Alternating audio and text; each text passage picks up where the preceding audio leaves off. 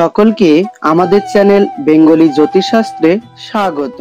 কোরবানির ঈদ কবে সেই সম্পর্কে জানার জন্য প্রায় অধিকাংশ মানুষ ইন্টারনেটের মাধ্যমে খোঁজাখুঁজি করে থাকেন। তাই আপনাদের জানার সুবিধার্থে আজকের এই ভিডিওটি শুরু থেকে শেষ পর্যন্ত মনোযোগ সহকারে দেখতে থাকুন।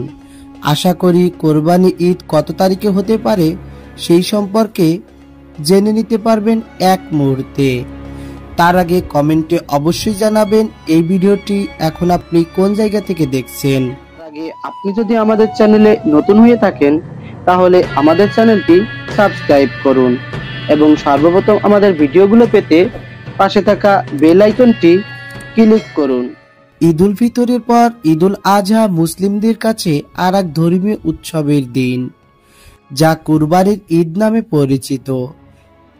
এই ঈদের সম্ভাব্য তারিখ জানিয়েছে আরব আমিরাতের আমিরাত জ্যোতির্বিদ্যা সোসাইটি।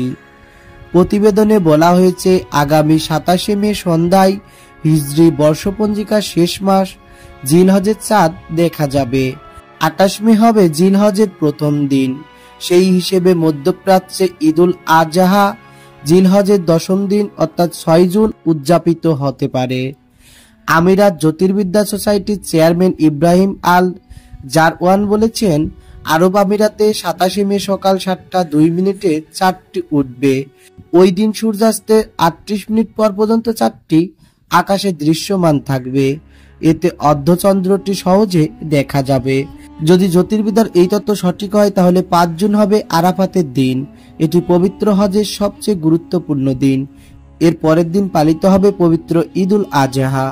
তবে যদি 27 মে সন্ধ্যায় জিলহজের চাঁদ না দেখা যায় তাহলে মধ্যপ্রাচ্যে ঈদ উদযাপিত হবে 7 জুন। যেহেতু বাংলাদেশে সাধারণত মধ্যপ্রাচ্যের একদিন পর ঈদ হয়, সেই হিসেবে 7 অথবা 8 জুন ঈদ পালন করবেন বাংলাদেশের ও ভারতীয় মুসলমানরা। সো বন্ধুরা, এই ছিল আমাদের আজকের ভিডিও। আমাদের ভিডিওটি ভালো লাগলে ভিডিওতে একটি লাইক দিবেন আর কমেন্টের মাধ্যমে অবশ্যই জানাবেন কে কোন জায়গা থেকে দেখছেন। আর বেশি বেশি শেয়ার করে আপনার প্রিয়জনদের মাঝে ছড়িয়ে দিতে অবশ্যই ভুলবেন না। আবার ফিরে আসবো নতুন কোনো তথ্য নিয়ে নতুন কোনো ভিডিওতে। সেই পর্যন্ত সুস্থ থাকুন ও সুন্দর থাকুন। ধন্যবাদ।